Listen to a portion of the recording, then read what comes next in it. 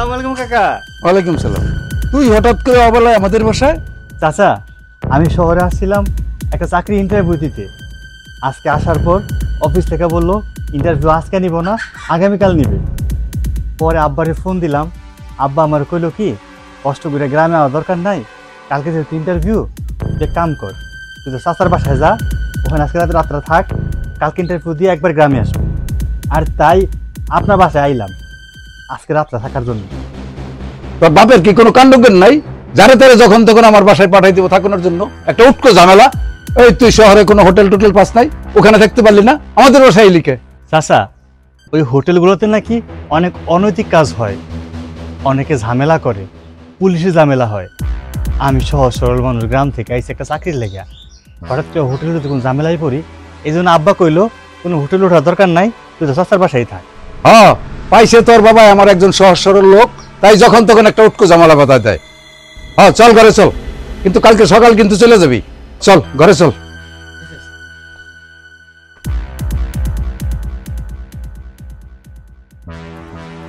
বাবা, এ আবার তুমি কাকে নিয়ে আসছো? ওরে চিনলি না? ও তোর বড় চাচার ছেলে সূর্য। আচ্ছা ঠিক আছে, থাকলে থাক, তবে ওনাকে বলে দিও ওনার জন্য যেন আমার কোনো ডিস্টার্ব না হয়। যা তুই ফ্রেশ হয়ে নে। কোন দিক যাবো? এই যে এই দিকটা ভিতরে যা।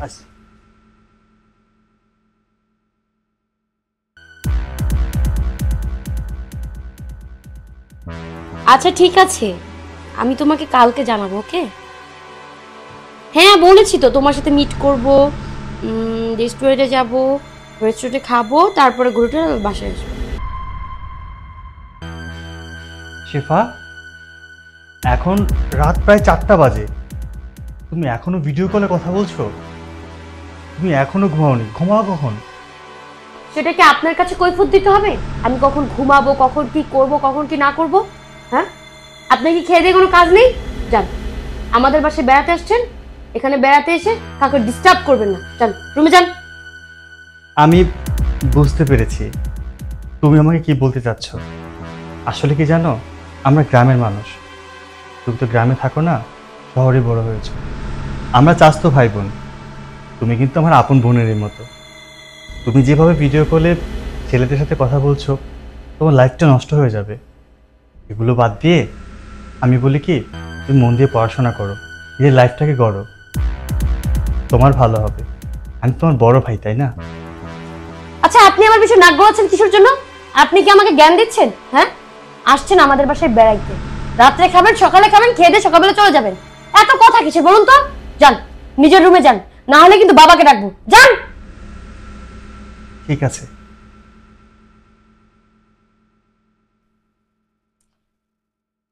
আরে বাসায় একটা আজাইরা লোক আসছে, শুধু ডিস্টার্ব করতেছে, তোমার সাথে ঠিকঠাক মতো কথাও বলতে পারতেছি না। আসসালামু আলাইকুম। ওয়ালাইকুম সালাম। কই যাইতেছস? চাচা, ইন্টারভিউ দিতে যেতেছি, আজকে ইন্টারভিউ তো। ইন্টারভিউ দিতে যাস, কিন্তু তোর ব্যাগ কই? ব্যাগ তো ভিতরে রেখে গেছি, ইন্টারভিউ দিয়ে যাওয়ার সময় ব্যাগ নিয়ে যাবো। কষ্ট করে এখানে আবার আসার দরকার কি? ব্যাগ ট্যাগ নিয়ে যা, ইন্টারভিউ দিয়ে ওইখান দিয়ে চলে যাস। আচ্ছা ঠিক আছে, আমি ব্যাগ নিয়ে যাচ্ছি।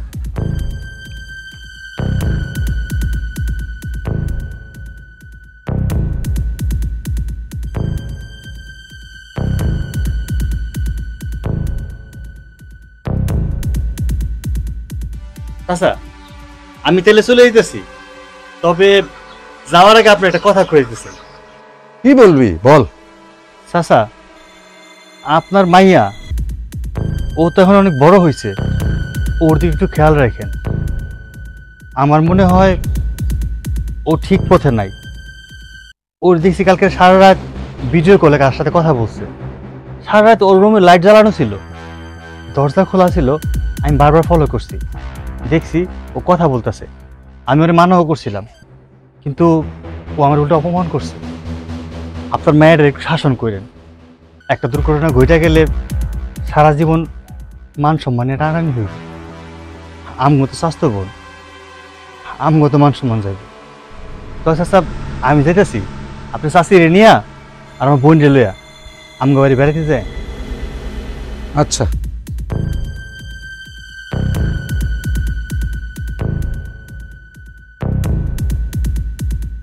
আমার ভাতিজা আসলো, আমি কত অপমানজনক কথা বললাম, কিন্তু যাওয়ার সময় আমার ভাতিজায় আমার কিছু কথা বইলা গেল মেয়ের সম্বন্ধে।